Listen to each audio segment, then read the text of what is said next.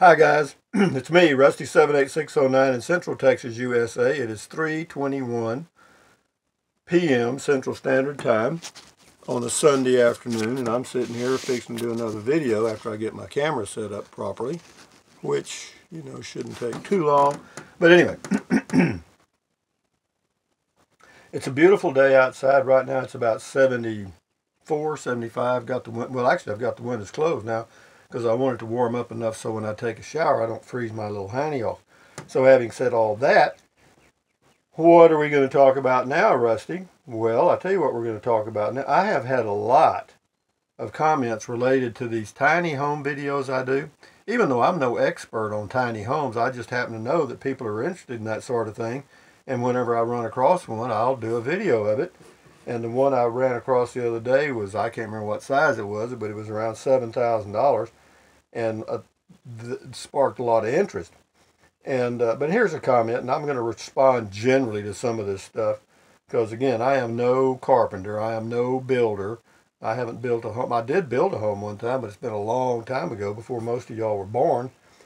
And having said that, it says, here's a comment. It says, Rusty, by chance, have you asked how much it would cost to add the electric and or plumbing package to the tiny house under $7,000?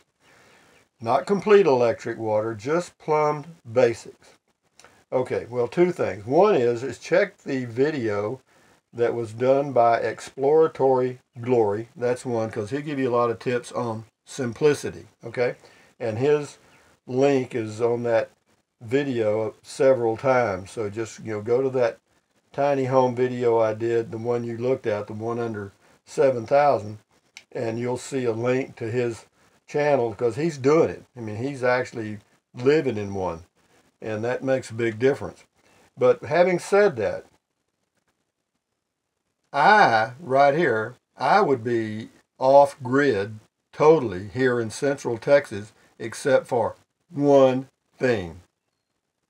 You cannot run an air conditioner 24 hours a day with a simple, cheap solar system. You can't. You got to have a lot of solar, a lot of batteries to run an air conditioner. And that's too much money. It would be several $1,000s just to run an air conditioner. Because in Texas, you got to run an air conditioner May, June, July, August, September, and part of October, basically all day long. There might be a few days that you don't have to, but most of the time you're going to be running the air conditioner, and solar just not there. It's just not there yet. Having said that, when you start talking about electric and water and plumbing, there's so many ways that you don't need plumbing. You can get you a 12-volt pump. That's one way to pump water. Or they make these little sinks that come with a little hand pump. They really do. And you put the water under the sink, put the hose in it, and then of course you have a drain in the sink that goes into either another container or out on the ground, however you want to set it up. But you just take the little hand pump and pump the water. You pump, and then you run a while, and you wash your hands, pump, and you wash your face. I mean, it's really simple. It doesn't require any power other than yours. So if it were me and I didn't have to run an air conditioner, I would go so simple it would be scary. I could probably get by easily on a 100-watt panel, one 100 amp battery, and of course then you need a charge controller and some other stuff, and some wiring to to be able to hook up your 12-volt stuff. But what do you need? Basically all you need is to charge your laptop and your cell phone.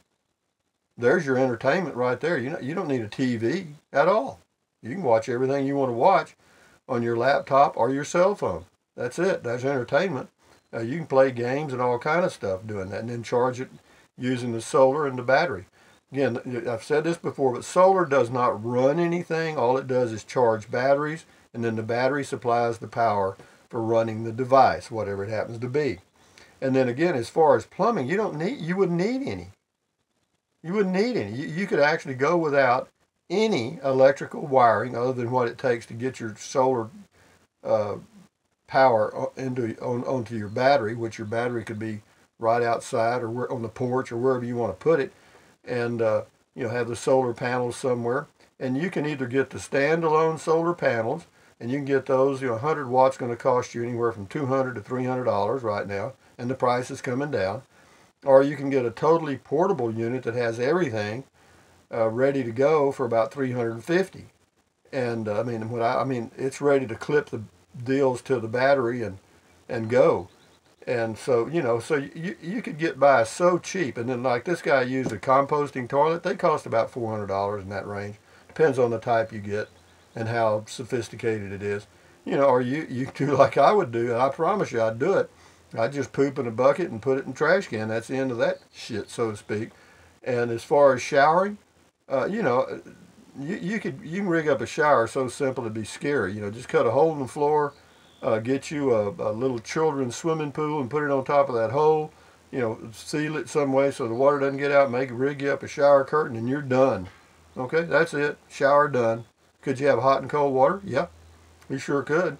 Because what you can do is they actually make a solar, basically a solar hot water heater, which is just a tank you set out in the sun, and get it up high enough where the water will gravity feed into your home, and you can have hot water that way. Or number two, you can heat hot water on the stove on a 2-burner propane or butane stove, and you got it that way. So there's all kind of ways to skin this cat and live very damn cheap. Would I do it? Sure I would. If I've got electric power here now, and I also have city water. Well, not city water. We got 2 water wells, and it's owned by the city. It's a complicated thing, but I pay $60 a month for water, which I don't use but about maybe 200 gallons a month. Okay, that's a lot, And I also, why do I do it? Convenience. That's all. Totally convenience. Totally. And as far as using electrical or using solar, I just can't, because you got to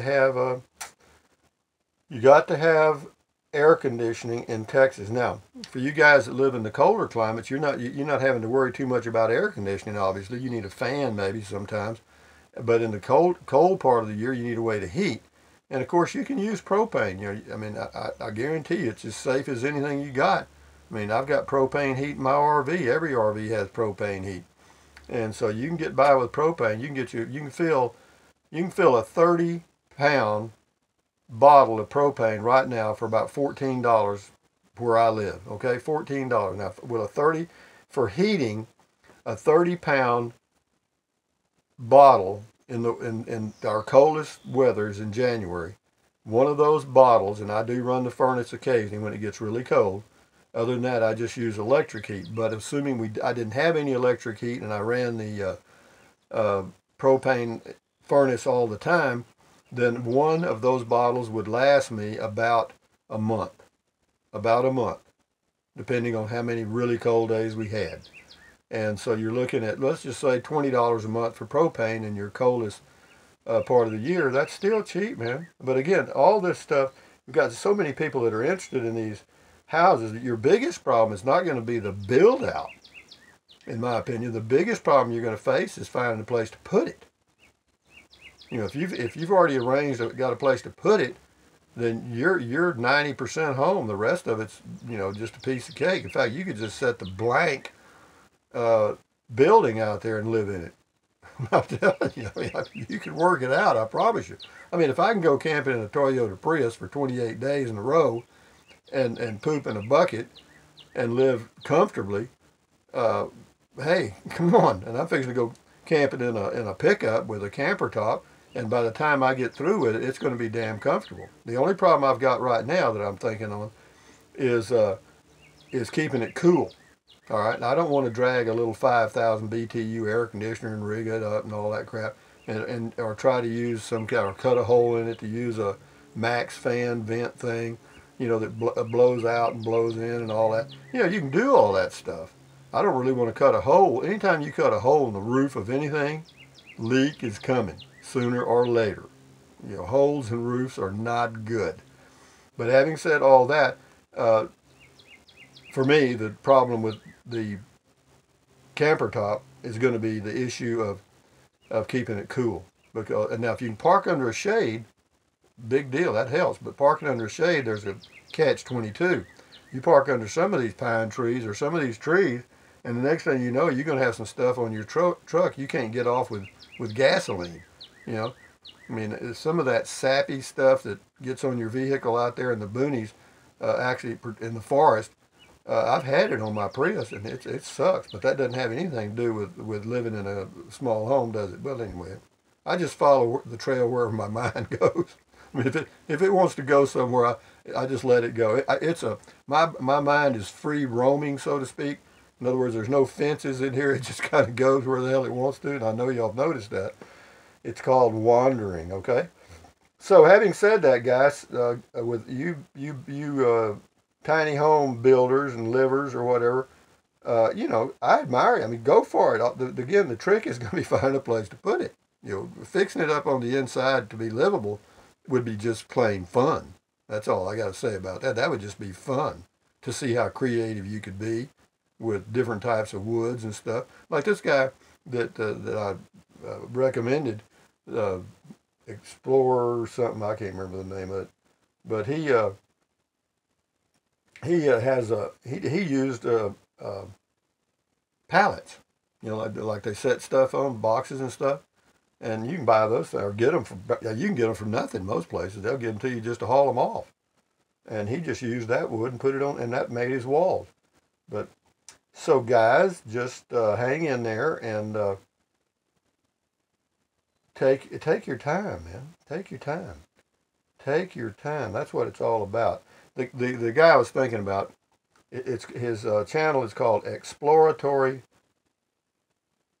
I never can remember that word. It is a underscore. Thank you. Thank me. You know, the older you get, the worse it gets. Yeah, but it's Exploratory _ Glory. Capital E, capital G.